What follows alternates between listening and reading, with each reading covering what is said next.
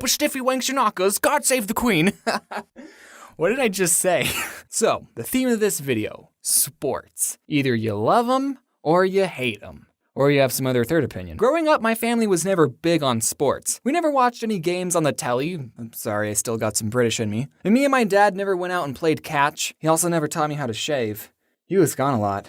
He always talked about Heather. Okay, but I did play soccer for a couple years when I was like 7. I was on the green team. Sports at that age aren't even like sports. It's just parents wanting you to go outside more. Being a goalie on a soccer team when you're that age is super stressful. The whole team is counting on you. Even stopping a ball that's gently rolled towards you is difficult. One time, the other team we were playing was so sucky that all the players spent the whole game on their half of the field. And I was the goalie for my team, and I remember just sitting down and picking at the grass. Soccer was the only sport that I've been on a team for. Well, I mean, I'm not counting the track team that I was on for only 2 days. There was this kid I mentioned a long time ago in my Boy Scout video named Micah. Now, he was a soccer fanatic. I wonder what he's doing. Okay, England. We have this holiday called Thanksgiving. We celebrate it because it's when we left your lame country. Don't ask what we did next. So on Thanksgiving, for some reason, it's a tradition to play football before you go and eat food. So while the ladies stay inside and cook the meal, the men go outside and throw the pigskin around. I'm just kidding, you guys. I'm not a sexist. But I mean, that is what happens. So one time during Thanksgiving, I was a little kid, like 11 or 12, and I was playing football with my dad and his other 40-year-old friends. So me being the littlest, I wasn't particularly the best player, but while we were playing, I freaking caught the ball.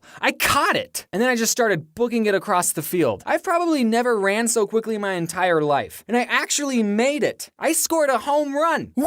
And that to me was such a pivotal point in my life. I felt so accomplished. Me, a little kid. I've probably never ran so quickly in my entire life. And I actually made it. I scored a home run. Woo! And that to me was such a pivotal point in my life. I felt so accomplished. Me, a little kid, scored a goal against a bunch of adults. I would think back to it if I was ever feeling sad. Like, oh, I failed this math test, but one time I scored a basket against a bunch of adults when I was 12. But I remember I was a senior in high school, and I was just driving, and then the thought came to me, they probably let me score that touchdown. They were going easy on me.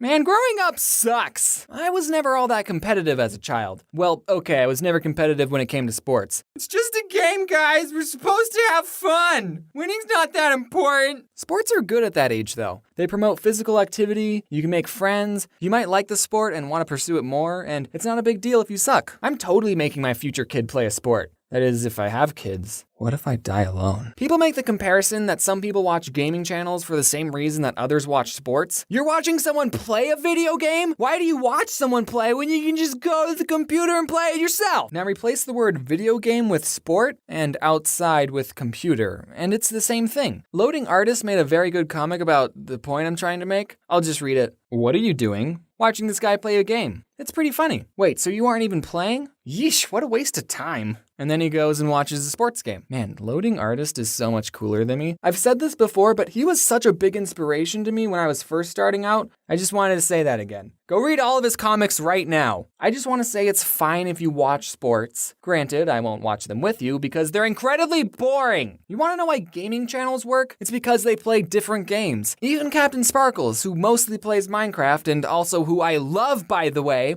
And I did buy a t-shirt to prove my point, but it's still in the mail. See, look, I bought a t-shirt and I bought sunglasses right here. So I just want to give a big shout out to themakershop.com, who's taking a million years to ship me my Captain Sparkles shirt. It was going to be so cool. I was going to say, I bought a t-shirt to prove my point, and then I was going to flick the sunglasses that I also bought down. Notice me, senpai. This email says it's going to take 3 to 7 business days to ship. Well, yesterday was the 13th business day. So what is it, Jordan? 7 or 13? So I bought this just so I have something physical to show my love for Captain Sparkles. I've been watching all of his videos since TNT. Oh, he's changed it.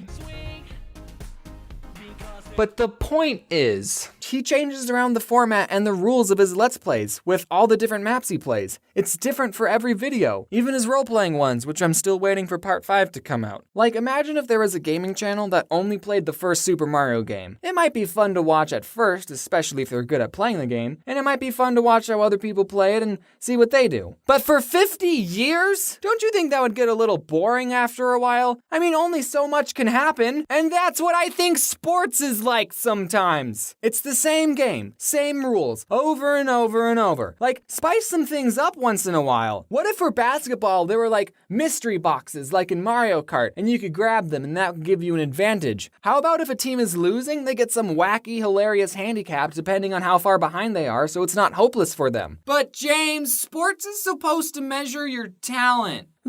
Whatever. It gets boring to watch. I can understand if the teams are neck and neck and it comes down to one final play like what it does in every sports movie. That's why they have to use that plot device in all the sports movies to make it interesting. But a lot of times, sports aren't like that. Like if one team is leading by 50 points, why even bother watching the last 5 minutes of the game? I would rather watch any Air Bud movie than a sports game because stuff actually happens in those movies. And they're different each time. And there's a dog wearing shoes in it. I just want to say for the record, if my kid grew up to be a professional athlete, then I'll watch sports. But only the games that they play in, and only the games that are interesting. Ugh, why is it socially acceptable to know everything about sports and dress up, but it isn't acceptable to dress up in fursuits and go to cons? You see, I don't think it's acceptable to do either of those things. You're both weird. But don't let me stop you. You do you. Follow your dreams. Okay, let's talk about some stories. In grade school, I was put in the honor classes for my academic achievement, which did not help me whatsoever. It probably hurt me when I went to college. But that's not what we're talking about. Anyway, so during recess, the whole class would play kickball. Kickball is a fun sport. Anyone can play it, but it takes a pro to be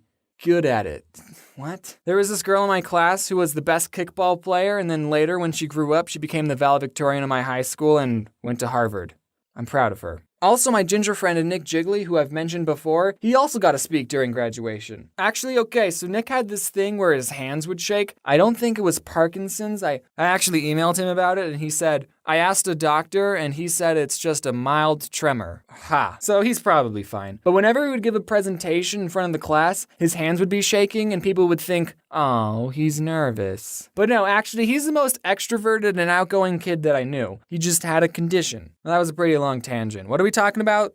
Sports? Oh, yeah, kickball. Since everyone in the class was kind of already a nerd, I wasn't usually the last one to be picked on a team. I was usually the fourth or third to last. It's so nerve-wracking when the last 5 are still standing and you think, don't let me be last, don't let me be last. And then you get picked and it's like, ha! They think I'm better than you. Which I'm not actually. One time I think I was like 15 or something and me and this big group of people went to a sports complex. And we were having fun, playing games and running around. And then boom, a soccer ball just whacked me in the face. I got a bloody nose and I couldn't stand up without toppling over for a few seconds. And then I went to a bathroom, freshened up. What sucked was that it was a girl that hit me and people made jokes like, oh, you got hit by a girl. It still hurt, okay? So I sat out for a couple of minutes. I waited until I stopped seeing flashing colors. Then, like the man that I am, I went back and played some more. And not 5 minutes go by when it happened again. Different person this time. But after the second time, I was completely out. I mean, I wasn't unconscious, but I couldn't get up. I remember my brother had to carry me out on his shoulder. So I didn't play any more soccer after that. I didn't play for a long time, actually. I don't think I even played soccer after that whole experience. So, thanks for watching. That was the video.